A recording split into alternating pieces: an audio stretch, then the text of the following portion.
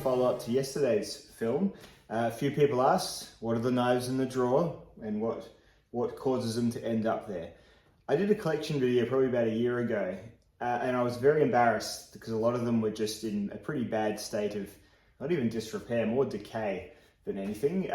So what I've done this morning, I've given a good spruce up, because someone did ask as well, how do you get all the rust off your knives and stuff like that? So this is pretty strong stuff, but I dilute this about 1/4 parts, 1 part for every 3 parts water or 4 parts water, CLR, and I just soak the blades in it for like 15 minutes. And then usually it sponge wipes most of the stuff off. And then I go over them all with, then I wash them all in soapy water, like just with dish soap, whole knife, dish soap, yeah. And then you dry them off, and then I give them a good blast with this EDCI formula. That'll sort of give them a bit more staying power. And then I went over and sort of wiped them down again, and then I like nano oiled all the pivots. So that's what I did. But let's just folders, fixed blades to take another half an hour or something. Maybe that's a video for another day. We're just going to go through my little drawer of, these knives aren't even bad. There's just so many of them. I can't keep them all in my house. And a lot of them I bring out for reference or for gags or for whatever, or I hold on to them for sentimental reasons, or again, because I just can't quite throw them out, or they're not valuable enough to sell. Or often I'll give a knife away to someone who's just, hey, do you have a knife show? I'm like, yeah, knives are great. Oh, really? I'd never even thought of carrying a pocket knife. Well, sir, let me change your mind, and I might give them something good from this drawer or whatever. So let's go right through them all, and I'll show you every single knife in here and maybe tell you about why it's not quite house ready. All right, well, first of all, starting from the top, the CRKT folding razor. This is just a bit too odd to really carry, and it's got a couple of flaws that I just don't like at all. I don't like locks, never a fan of a lock. And also the pocket clip just hurts your hand when you hold the knife. So very dumb. But it's a stylistically interesting knife. And the John Graham pattern is, it's pretty cool. It's pretty different. And knife tips like this do have a use, chiseling and whatnot, but never really quite caught on for me to use it enough to even let it near the house. So, yeah. The Cold Steel Bush Ranger Light. I do not know why I bought this knife. Again, it's got a lock, just pointless to me. They don't really add any strength to the lock. It's just sort of like an annoying little extra step. This is not a triad lock. This is just a lock backing Cold Steel. So you started to see these knives as towards the end of the classic Cold Steel era, just before they got bought out by GSM, or maybe the year of. The full size version of this seems fine. It's got a triad lock and everything, and it's in S35VN steel. This light version is in 8CR13 MOV, a particularly crusty feeling handle. Don't know why. I think maybe I just wanted an 8CR example from Cold Steel to have a bit of a play with, but nope, that stays here for a very good reason. A really good Cold Steel is this one here. This is the Tough Light. Great little utility blade, an AUS 8. I managed to clean all the rust off of it. It was very rusty before I went over it. Still smell that CLR in it. I've got some in the grooves. Well, hopefully it's not too caustic. Anyway, I'm sure it'll be fine. Gravery, AUS 8, little hollow ground utility blade. It's good, but not good enough to really cross that threshold into the house. Right, the QSP Penguin. The Penguin, basically, this reminds me so much of moving here and unboxing everything, and this was like my real kind of workhorse knife until I got the Stretch 2 and a couple of knives perhaps between those, but really great little working knives, these Penguins. Just good actions. I mean, it's just a liner lock, but they just feel pretty bomb-proof, pretty robust. They cut pretty good despite being a lower flat grind. Just a good little knife, one of those Rat 2 class good knives. And that's sort of a bit of a class of knife that, for me, the Lander does it. But there's just so many good knives in about this steel, this price range, this even sort of function, whatever. So, all right, Civivi Elementum button lock. This could almost have been in the house. On other times it may even be. It's wound up in the shed at some point, and then it's just been put in a drawer. This is a really good knife. One of the better recommendable Civivis, or just knives in general. Button locks are super fun. These cut really well, really well.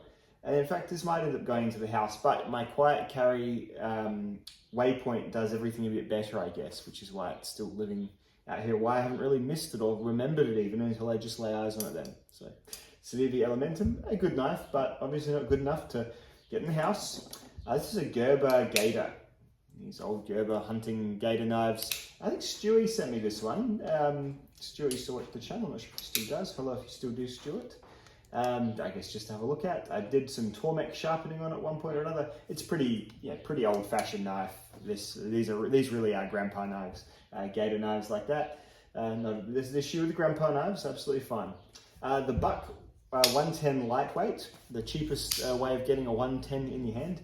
It's a competent and fine knife if you really want a 110, but you don't want to get the classic one, which I just do not know who that would appeal to, but there you go.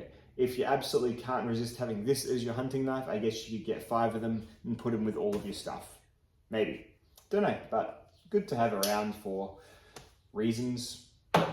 Right, my Spyderco Indella, everyone asked about this, and where's the Indella? Well, it's just simply outmatched by the stretch, upstaged by the stretch. I'll get it out next time I do some onion harvesting. It's the running gag with the Indella, the most boring knife in the world, but a very good knife, a very competent knife for sure. Righto, the SOG, God, the Terminus XR in D2. It's not as good as the S35 VN one, it's a bit heavier. Some people like the heavy, I guess, but not me. These are fine.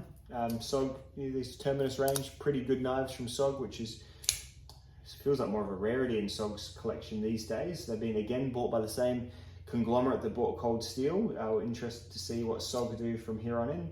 These are fine, I mean, recommendable, but just not particularly memorable for me.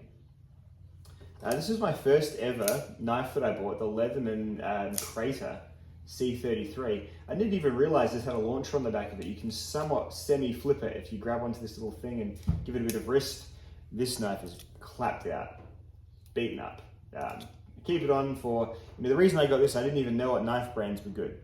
And so I went, oh, Leatherman's a good multi-tool brand, so I'll get their knife, that'll be great. And then, you know what, it was fine for a bit. For a bit, it was fine. Here's the Kaiser, what's this called? It's a Ray knife. It's a, oh my God, the Yorkie. Thank you for putting it on the blade, Kaiser. At least they know they release so many damn knives, they need to label them. The Yorkie's a good little folder. It's just a bit small for my hand, so it lives out here and probably going to be my next gift for someone in my life who needs a knife, who has a small hand. The CRKT Sketch. This is a Lucas Burnley design. Is the Sketch anyone's favorite knife?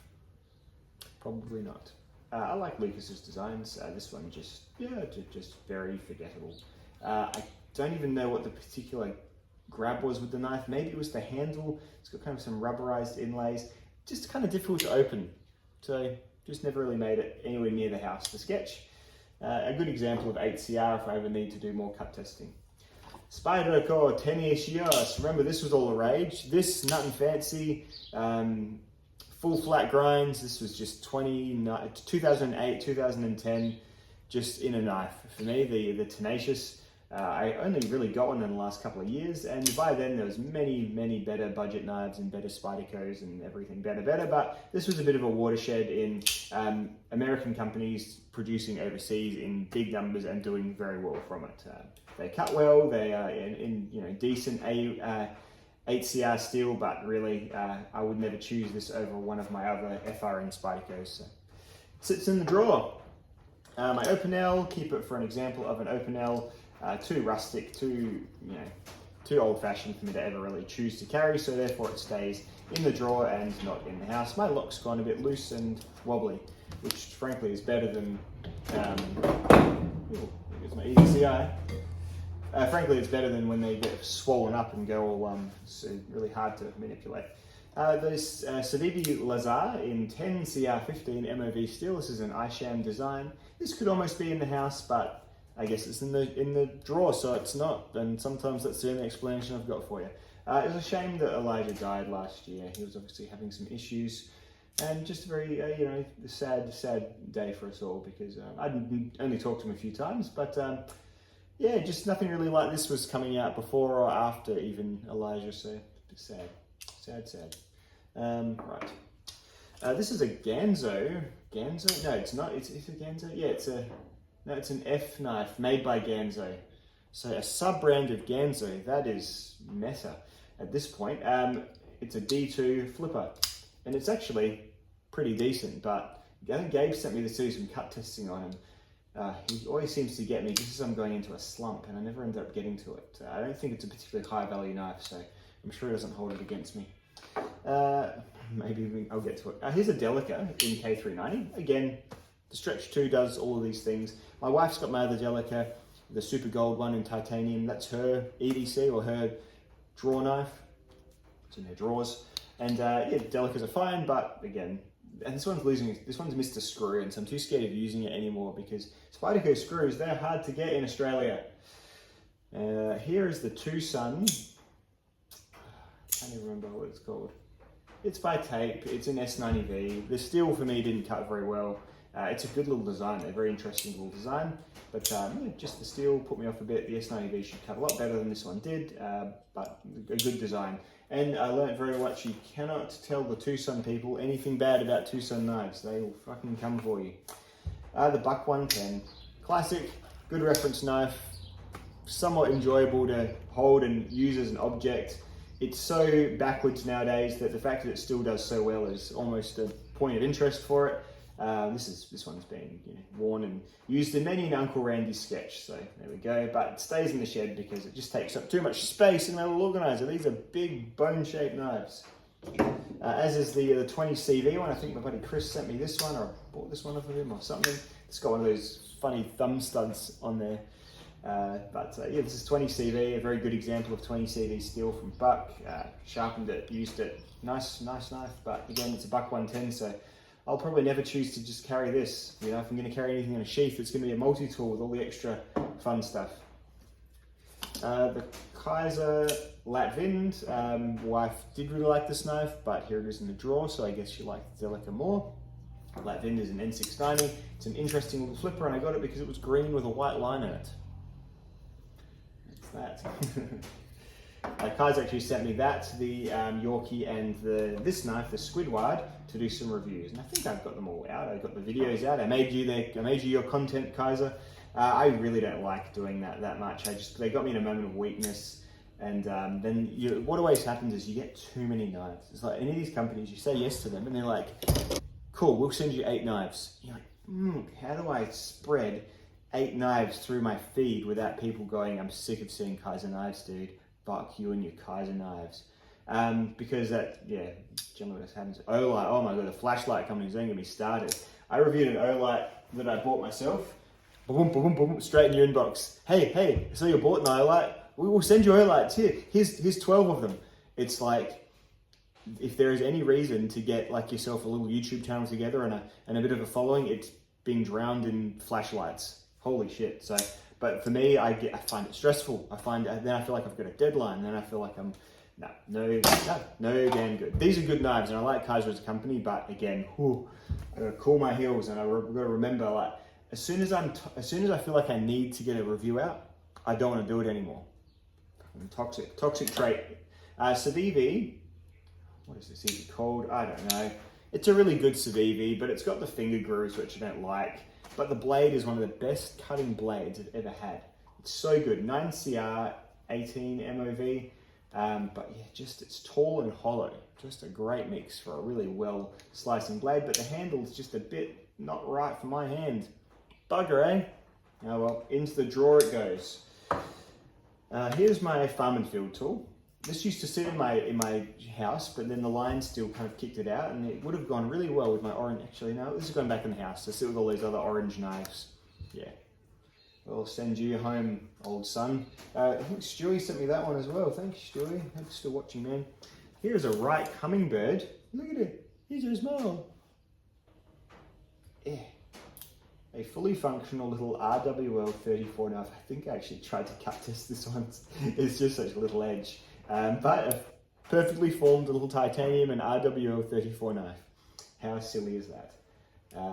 That would be a really good little gift for someone, actually. Wouldn't it? I might give that to someone. Very cute. All right. Right. The Antonini Old Bear. It's like an open L sort of knife with a similar sort of lock, just the collar.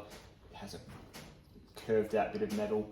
Yeah, a fine little super budget knife that I bought one day when I didn't have much money, but I wanted to buy a knife, so I bought this knife for about $13. And that's how it ended up in the drawer. This is the Mass Drop Perpetuar. Remember Mass Drop, and then they became Drop, and then they lost all interest in being a knife distributor. How strange was that? This was a good knife. This was, is it Ferrum Forge design? I can't remember. It would probably say, no, Nitro V, no, it doesn't say. I bought a couple of knives from the Mass Drop when they did that. The Laconico, what was it? That was a really good knife, and I regret selling it. That is one of my few knife regrets, selling that Laconico Keen. The Keen, what a great knife. This is a Nitro V, it has a Benchmade Axis style bar lock, and it's overall pretty good. It's got a hollow grind, but just sits in the drawer because it's just not quite, this would be very close to the top, but still not quite.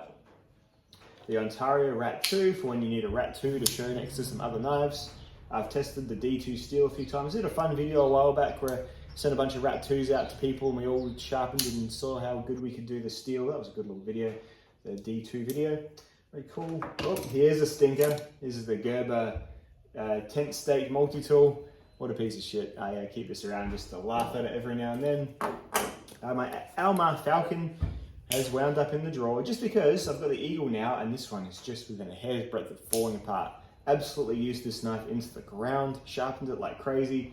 Yeah, great little knife, but it's worn out, so it sits in the drawer where I can't be tempted to mess with it much more. Here's the Batman knife. It's a total piece of shit. It's got 2 blades on it. It's a eBay special piece of crap. Somehow you can buy 1 million of these dodgy assisted knives from China on eBay and they're not even a worry, but you know, sometimes Australian customs still shit their pants about an assisted or even a flipper I hear. I've never had any issues, but geez, some people do. All right, so that is probably my worst knife ever. This wouldn't even be made of blade steel.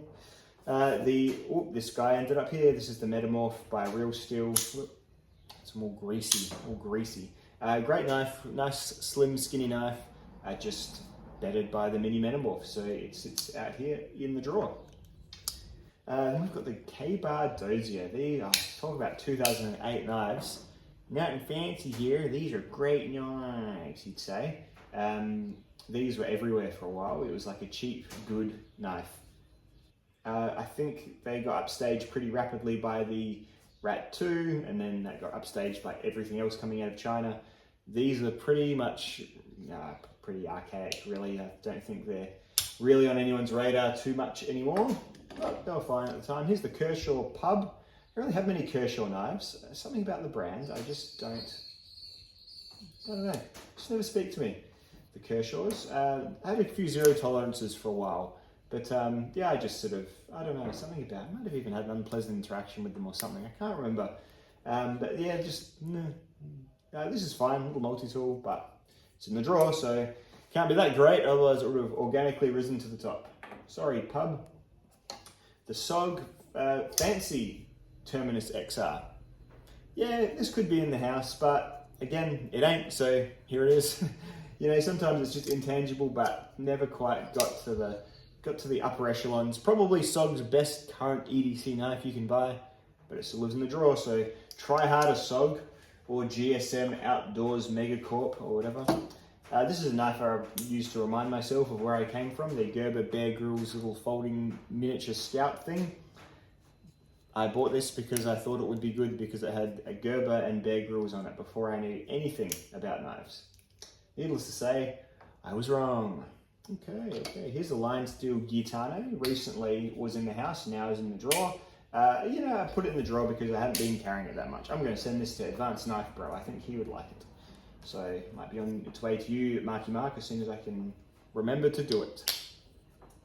It's a good knife, but just not carrying it because I think the thrill took its place for a slow speed folder. Oh, here's the CRKT Pilar. Remember this? Everyone loved this for a while. This is the flipping version, and I never really got it that much. It's fine, I guess, but don't know. Sits in the drawer, pretty forgotten. So sorry, Pilar. Here's a Higo Nakami. I think everyone buys one of these because they seem like such a good deal. Wow, real Japanese steel, and you know it is good steel. We'll give it that. But everything else about the knife sucks. Anyone who says this is a usable knife is either they've never used any other knife or they're just pretending because they're a Japanophile. I'm a Japanophile, but God, you should use the word file. File has been ruined, hasn't it? But I'm a weeb. I like Japan stuff, but this is just not good to use. Sorry. Again, a really fierce little base of people. Love those though. Here's the half-breed blades. What's this called? It's huge. This is like the biggest knife ever. The MILF, no, it's not the MILF. The MILF is their other one. The half-breed blades, the LBF large bush folder. All I would change. Well, I mean, I'd never carry a knife this big. It's huge, huge. This is like a Medford-esque knife. It's just on a liner lock, which is a thick liner lock, but I would prefer. I did some battening with it, and it's got a slight rock to it. And if you're going to build a knife this big, make it like bomb-proof. So I put at least a frame lock, but preferably like a bar lock or a really hefty button lock, maybe. Button lock's a bit. Back lock's probably simplest, most makes the most sense. But what a funny piece of kit! Like, my goodness, that is huge. Boom. The baby banter is in here. Don't know why. I think I think this belongs in the house. Baby banter's a good knife. I'm just trying to. I haven't even reviewed it yet, so it's going to go in the red and orange knife part. That'll be fun to add that to them. Here's the buck onset, S45 VN, and that's all this knife has going for it. It is like Bucks just realized that you can make flipper knives with G10 and stainless steel lock sides. Thick blade, didn't cut very well. Ended up reprofiling it myself, made it, now it cuts okay, but now it's uglier. I mean, we've got to stop like slow clapping Buck every time they do something that's basically what every knife company's been doing for 20 years. They can do a lot better, and I think they are doing a lot better than this lately. That was like 2 years ago, as you can see. Here's the Wii knives. This is like back when Wii were brand new. This is like a 600 series, I reckon. Like a 6 or a 7 at least. 720 maybe, 620. It's a really nice little knife. I don't quite know why I don't carry it. It's M390. It's got a thick blade. That's right. It's got a thick blade. I don't actually cut that great. Gabe tuned this up for me. Gabe from the Home Slice tuned it up for me and fixed the frame lock. I don't know how he did it, but he did it. Great work there, Gabe. Now it works amazingly. Really nice knife. Everything about it's nice. I think I just didn't like how it cut that much. Even though it's really crazy sharp at the edge, it's a thick blade. So, sorry, Wii. I like other Wii knives, but just that's, got a couple of things. The CJRB Ria, a good knife. It's in the new AR RPM steel, but this one, the lock fails. Yeah. That's no good. Problems ahoy, whoopsie-doo. The Ria, it just doesn't pop across every time, so womp womp. And this is a CJRB Mini Feldspar, and this is another one of these kind of little Rat 2 competitor knives. D2, great flipping action. Probably the best looking of them. Great looking little knife, don't you reckon? But yeah, just sits in the drawer. The Lander does it better. In my opinion, the Lander does it better. So that's why it's here. Oh, and lastly, wow, saving the big guns to last, aren't I?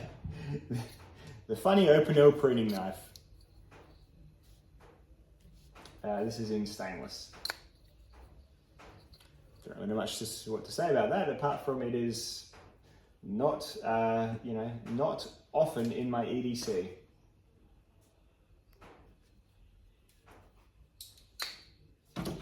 Alright guys, that's the video. I've got a whole bunch of fixed blades which should double, triple the length of this already long video, so I'll talk about them some other time.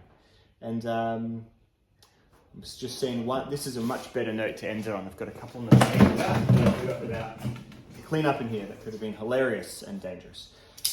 Buck Marksman, great knife.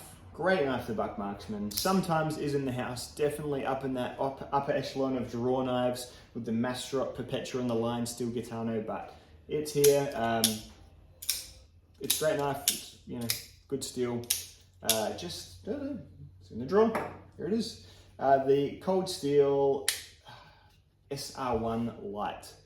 Really big, robust, burly knife. I actually do use this from time to time, just for like something that's not even for a knife, something that's more for a pry bar, when I just don't care at all about this knife. This knife could vanish on me and I wouldn't even know it really. So, you know, when you want to use a knife like that, and it's a very valid type of knife to have in your collection, I'll go for the SR1 Lite from my drawer.